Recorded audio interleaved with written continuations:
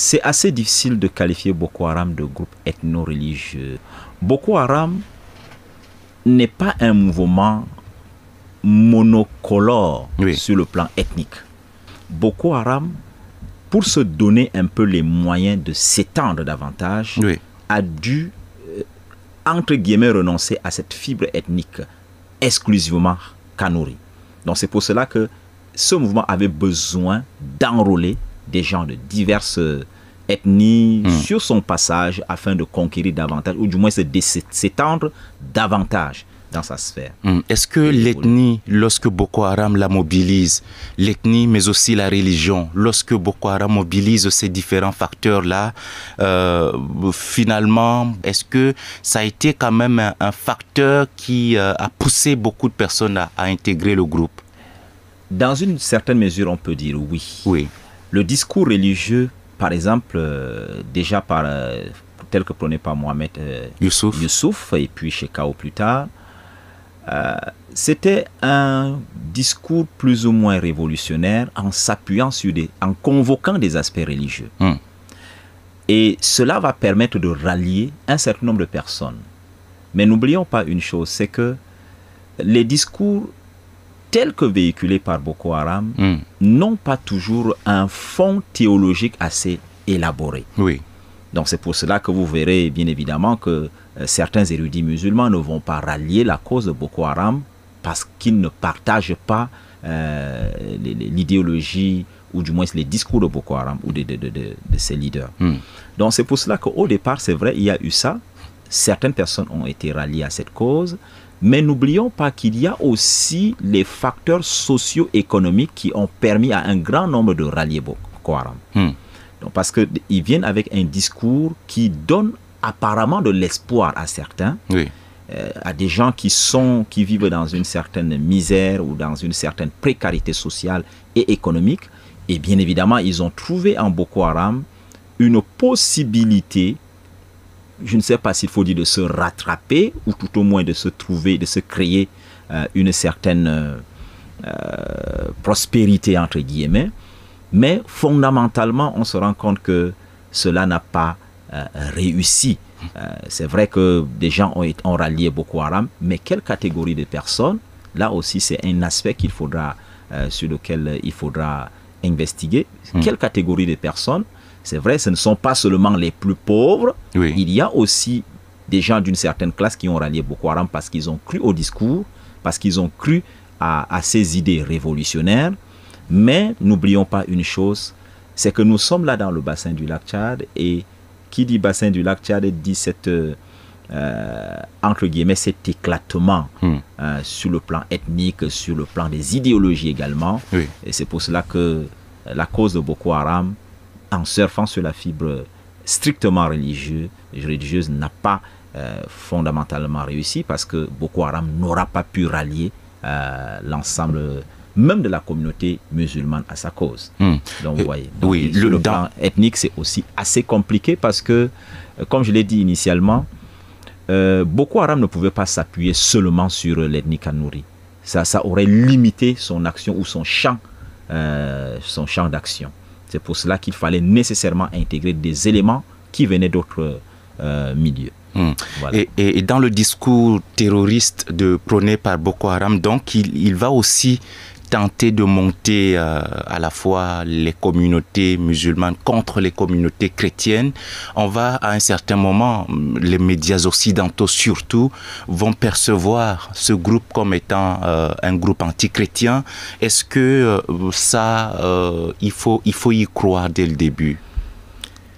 C'est vrai que de par ses actions au départ, les gens ont cru que c'était un mouvement fondamentalement anti-chrétien. Mais nous avons vu, avec les dégâts causés sur le terrain, c'est que les actions de Boko Haram n'étaient pas essentiellement dirigées contre les chrétiens. C'est vrai que les chrétiens en ont pâti, mais davantage les musulmans. Parce que vous savez, dans des mouvements fondamentalistes ou dans tout ce qu'on connaît maintenant comme islamisme et autres, il y a au départ une volonté entre guillemets de réformer, parce qu'on veut briser le discours. Non, on veut changer de ton, on veut passer à une autre chose, on veut séduire et en voulant séduire, on croit présenter la meilleure grille de lecture de la religion. Donc oui, mais comment en quelques mois a pu se constituer une armée de milliers de combattants qui défia d'abord les troupes nigérianes, ensuite camerounaises, puis tchadiennes et nigériennes? Alors, j'ai parlé tout à l'heure d'un certain malaise social qui a servi de terreau fertile à l'émergence de Boko Haram. Il y a un malaise. Et quand il y a malaise, et qu'en face, on vient porter un discours révolutionnaire, un discours porteur d'espoir, on rallie plusieurs personnes. Et vous savez, il y a des gens qui, dans des mouvements pareils, ne viennent pas toujours pour une cause religieuse. Ils ne viennent pas comme des lieutenants de Dieu qui voudraient porter la cause de Dieu au loin. Oui. Mais ils viennent davantage comme des gens qui voudraient profiter d'une situation. Donc il y a davantage de ce que je pourrais appeler des opportunistes. Des opportunistes, bien évidemment, parce qu'ils veulent tirer profit d'une situation en espérant peut-être gagner ou peut-être tirer le meilleur parti. Vous savez, il y a une sorte de récupération et d'instrumentalisation même de Boko Haram de nos jours. Vous voyez, si Boko Haram autrefois a voulu instrumentaliser la politique à des fins religieuses, maintenant plusieurs personnes instrumentalisent Boko Haram. C'est-à-dire, semblent épouser sa cause sans adhérer nécessairement à son idéologie. C'est pour cela que maintenant vous allez vous rendre compte qu'il y a beaucoup, je ne dirais pas peut-être des brigands ou peut-être autres, qui profitent de la situation, qui posent des actes au nom de Boko Haram. Au nom du label Boko Haram. Au nom du label Boko Haram. Je ne suis pas certain que Boko Haram leur donne son quitus ou son onction. Je ne suis pas certain. L'état de Borno, finalement, au Nigeria, est devenu l'épicentre de cette construction de la force de Boko Haram. Pourquoi au Borno et pas ailleurs? Bon, peut-être que, un peu pour revenir un peu à ce que certains analystes ont évoqué, oui. Et je le disais tout à l'heure, c'est davantage en connexion avec ce qu'a été autrefois le Borno. Et vous savez, le Borno a été, dans le bassin du lac Tchad, un important royaume. Le royaume du Borno. Bien sûr. Oui. C'était un important empire, entre guillemets, qui a marqué l'histoire sur le plan politique, sur le plan économique. Donc ça a été véritablement un important royaume. Mais maintenant, quand on se réfère à l'élément Kanouré, c'est ce que j'ai évoqué tout à l'heure, d'aucuns ont pensé que, bien évidemment, Boko Haram a voulu s'approprier un peu cela, c'est-à-dire se reconnecter à la grandeur passée du Borno. Ça peut justifier dans une certaine mesure pourquoi ça a émergé là. Pourquoi c'est le Borno qui a l'état de Borno maintenant, qui a servi de vivier à Boko Haram. Mais, comme je l'ai dit, ça aurait pu prospérer peut-être ailleurs aussi, mais pas nécessairement sous le label ethnique ou religieux. Pourquoi? Parce que je dis que quand vous observez maintenant l'ensemble des pays du bassin du lac Tchad, il y a matière à trouver à voir émerger des contestations. Pourquoi? Parce que des gens vont estimer qu'ils sont victimes des frustrations sociales et aussi des abus sur le plan social et économique. Donc, par conséquent, quand on a des gens qui sont frustrés, quand on a des gens qui estiment être mal lotis, il y a bien évidemment possibilité de voir émerger des mouvements contestataires et révolutionnaires. Finalement, la facette ethno-religieuse de Boko Haram, on en a parlé, n'aboutirait finalement plus. Quelles leçons tirez-vous de cet échec, professeur Patrice Payimi? Alors, l'échec de l'anomie ethno-religieuse, tel que je l'ai mentionné, ça se justifie. Je l'ai dit tout à l'heure, il faut une uniformité des vues. Il faut un ralliement massif à une cause. Or, ça n'a pas été le cas. Bon, peut-être je ne donnerai pas de leçon en disant que voilà ce que vous auriez dû faire. Non. Pour réussir. Bien au contraire, je me réjouirais plutôt de ce que cela n'ait pas pu aboutir. Et je pourrais me réjouir dans ce sens et dire que de façon globale, il est difficile, ou du moins on ne saurait se cacher derrière une fibre ethnique ou religieuse pour promouvoir des idées et gagner l'ensemble, ou du moins se rallier à sa cause de façon unilatérale ou uniforme les gens. Là, c'est tout ce qu'il y a de plus difficile dans notre contexte, bien évidemment. Finalement, assistons aussi à une sorte de sécularisation du djihad de Boko Haram où effectivement le religieux, enfin, les armes remplacent le versant religieux.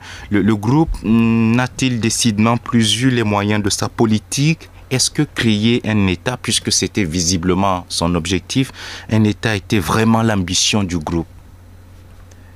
Même si c'était l'ambition du groupe, puisque en se ralliant à l'État islamique, on peut penser bien que c'était l'idée du groupe, vouloir créer un État où on pourrait instaurer les normes du djihad, bien évidemment, les normes de la charia. Oui. Et ça, c'est ce qui aurait été peut-être l'idéal pour eux. C'est ce qui aurait été leur visée principale. Mais seulement, vous savez, comme je l'ai dit tout à l'heure, cela a échoué parce qu'il n'y a pas eu un ralliement massif. Et je l'ai dit encore tout à l'heure, ceux qui ont le mieux ou le plus combattu l'idéologie de Boko Haram se sont trouvés être les érudits musulmans eux-mêmes. Pourquoi? Parce que les gens ont dit que c'est tout sauf de l'islam pur. Le fondamentalisme aidant, on a cru vouloir ou pouvoir transformer ou bien du moins amener les gens à accepter cette cause comme étant des plus nobles. Mais seulement le discours et les actions sur le terrain n'ont pas permis à Boko Haram de réaliser ses objectifs. Discours, on trouve un discours révolutionnaire qui actionne la fibre religieuse, mais sur le terrain, comme vous l'avez mentionné tout à l'heure, ce sont des armes, ce sont des atrocités qui sont commises. Et ces atrocités, bien évidemment, vont jouer en défaveur de Boko Haram. Pourquoi en défaveur? Parce que des gens qui croyaient en une cause religieuse voient plutôt des actions sanglantes sur le terrain. Ils voient comment on massacre des musulmans, comment on s'attaque au-delà des musulmans à la personne humaine.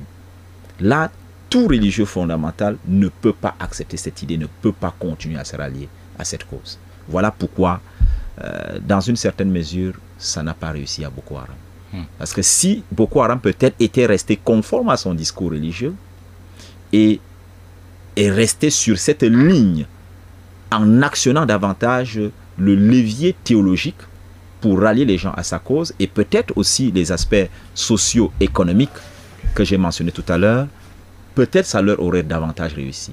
Mais les actions, peut-être menées par des gens qui ne sont pas nécessairement des idéologues, entre guillemets, de Boko Haram, mais de ceux qui ont profité de Boko Haram, ont joué finalement en sa défaveur. C'est-à-dire des atrocités, on égorge, on tue, on fait tout au nom de Boko Haram. Et c'est ça. Oui. Quel rôle justement les religieux, mais aussi les chefs traditionnels qui incarnent en partie la culture, peuvent-ils jouer pour limiter le discours ou les facteurs ethno-religieux mobilisés par Boko Haram? Il y a déjà des actions qui sont menées sur le terrain, déjà par les communautés religieuses et aussi avec l'appui de l'État, bien évidemment. C'est de s'attaquer à l'idéologie. Et comment s'attaquer à l'idéologie? C'est par une déconstruction. Il faut déconstruire ce qui a été élaboré. Et comment déconstruire? Il faut aller sensibiliser. Et bien évidemment, il faut convoquer des arguments religieux pour déconstruire ce qui a été présenté comme étant argument religieux. Et ça, ce sont des actions qui sont déjà en cours, puisque je l'ai dit tout à l'heure, des érudits musulmans sont à la tâche. sont à l'œuvre, ils sont en train de sensibiliser sur le terrain, et aussi dans les mosquées, à travers les prêches et autres, ils sont en train de contribuer visiblement à la transformation des sociétés. Mais seulement, l'action, même si elle est menée, c'est pour quelle ampleur? Est-ce que cela atteint la grande communauté, ou du moins c'est la grande couche qui est la plus vulnérable à l'idéologie de Boko Haram? Et ça, c'est sur cet aspect qu'il faudra davantage travailler, parce que ce n'est pas seulement dans les zones rurales où Boko Haram a pu davantage rallier les gens à sa cause, même dans les zones urbaines. Vous voyez, or, nos actions sont menées peut-être davantage dans les villes et très peu en campagne, alors qu'on s'attendrait bien évidemment à une véritable prise en charge psychologique, une prise en charge spirituelle de ces gens qu'on considère comme étant les égarés de Boko Haram. Merci beaucoup, professeur Patrice Payimi. Merci, Abdias.